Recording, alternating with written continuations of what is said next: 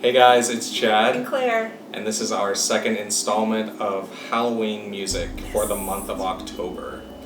Now, just like last year, you guys know that we love Halloween. We love all of our horror soundtracks that we have. And this month is going to be no exception. Yep, it's gonna be awesome. So, we have quite a few things that we're wanting to spin this year. And I would say we could go ahead and jump into it. Okay. But first, chilling, thrilling sounds of the haunted house. And this is one of those things that brings back a lot of memories for us, I think, because, well, you know, a lot of the Disney, what was it, like specials, Halloween specials on Disney, whenever we were kids, we'd watch these a lot. And I know that in this album, there's probably like one or two tracks, probably just, we may just have one track we're going to play off this, because it's mostly sound effects. Yeah. But it's a pretty cool album, and it always just kind of brings back those memories of Halloween for me growing up. So I think that this one's going to be pretty good, but it's not going to be one of those albums that we play for, I guess, extended amount of time, because it's mostly sound effects and other things. But it's like, it has like this narrator that's in it that kind of does like little the stories that they give. So really fun for nostalgic purposes to play that album, but that's gonna be one of the ones we'll spin this October. And up next, we have Stranger Things Volume 1. Yep. Now this is the black LP set for Volume 1 that we got. These are pretty expensive when it comes to getting some of the more, I think, customizable LPs. Like they have like the Salt and Pepper upside down clear LPs, which is the one that we have for Volume 2. Yeah. They have like the waffle breakfast one that they have for Volume 1, which was like $75 on eBay or in other places. Like, I can't justify spending that much money, but you know, obviously this is really fun because this is a lot of your retro synth style music, because I mean, you have Survive. And we know we love Survive.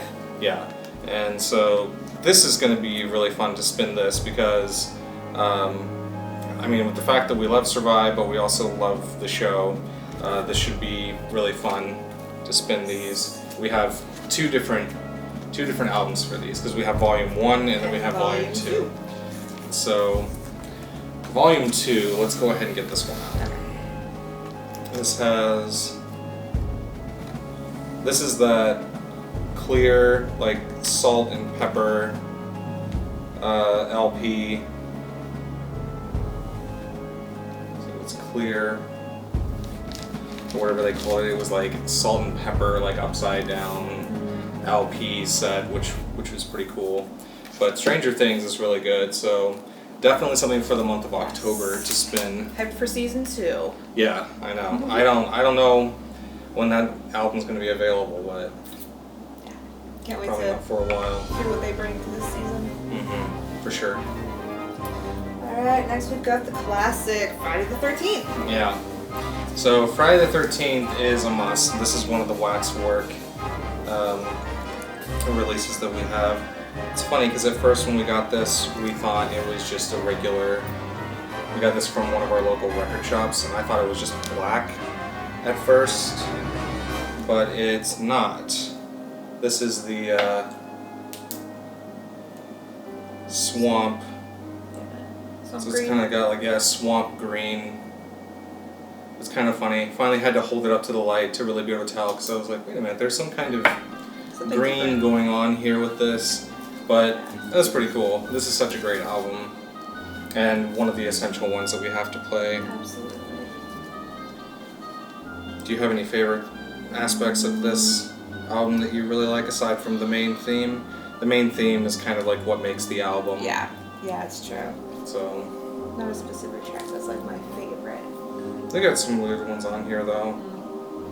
I won't be playing these full albums. We never played the full albums because that would just take way too long to render and prepare for us, so we just grabbed some of our favorite ones. Alright, next up Oh, we yes. have here The one that I love and the one you hate. I know. So this is Nurse with Wound, and this is an experimental band basically, and made by Stephen Stapleton, I think is the primary person that is behind this. But so this is not your traditional horror soundtrack. This is not a soundtrack. This is, if anyone knows anything about experimental music, it's not something that is designed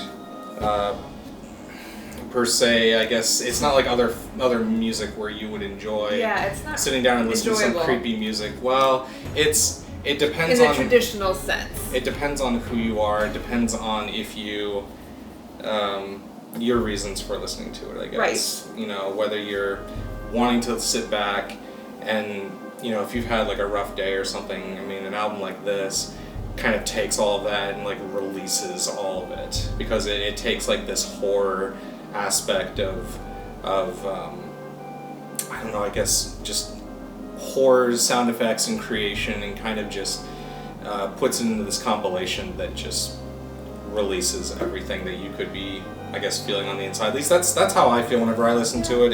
It's not something that most people would enjoy, but it's a rare album. We really like it, or at least I really like it. I find it deeply uncomfortable, but yeah, you're pretty disturbed by it. I am. I'm only allowed to listen to this whenever she's not around. I'm not allowed to listen to this whenever she's here. So it's not an album that is spun too often, but it's an album that we're gonna keep in our collection for a long time, because it's one of the necessities, I think, of a diverse collection of music. It's fascinating, if nothing else. Yeah, and it's an art form that not everyone's gonna understand, but you know, one of the things that my dad told me was when because he taught a music class, and he had told me that he was looking for something that was a little darker that he could present to his class in the mix of all the classical music and other folk music and things that he was playing for everyone. And I said, well, I might have something, but it's kind of disturbing, you know. It's not exactly something that you'd probably present to a music class, would you? And then he said, well, you know, music is beautiful, music is happy, music is sad, but music is also terrifying. And I thought that was one of the coolest things I ever heard him say to me. And this was one of the main tracks, the Cold track off of here, that he ended up taking into his class and playing for people, and I think it went over pretty well, I mean, from what I understood. But yeah, this is definitely something that should be spun for Halloween, and look forward to that. It's a little hard to see. Under the Skin original soundtrack. It's very hard to see. Even before we even sleeved this thing, it was hard to see. We kept the cellophane on it, and it's even still hard to see. Yeah, this is. What did you think of this film? This was a pretty crazy film. I know. I didn't quite know what to think going into it. I enjoyed it. It was just really interesting and different. Different is definitely. It's uncomfortable, but like you're drawn into it, like you want to know what's gonna happen. Yeah, she's trying to figure out her existence, and yeah. The whole thing's kind of confusing. She only does what she's supposed to do.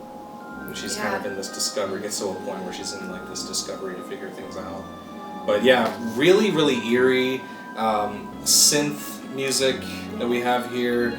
I mean, it's really hard to explain beyond the fact that it's just this very dark film that's I mean, she kind of harbors souls, isn't she? I mean, in the movie, that's what she does. She kind of traps them. I'm not really sure. Yeah, we'd have to watch it again. We haven't seen it in a while, but Scarlett Johansson is the So yeah, there's very different. A lot of strings. String, eerie beautiful, string music, and then incredibly uncomfortable, Yeah. tense, and excellent percussion. Yeah. So we'll be playing a few off of this one. That's Under the Skin soundtrack. Alright, next up is the Oh. show. The classic. Yep, this is the new pressing from Waxwork. It's their re-release Second of re-release. the first one. Yeah. Yeah. And we went with the what is it? It's the it's actually I think we still left it on the turntable. We did. It's okay. It's the green LP. Yeah. So because they had the red Ooze. the Green red ooze, I red think. ooze or green ooze splatter. Yeah. And it's like transparent too. So, but we went with the green one. Let's open this up so they can see the gatefold.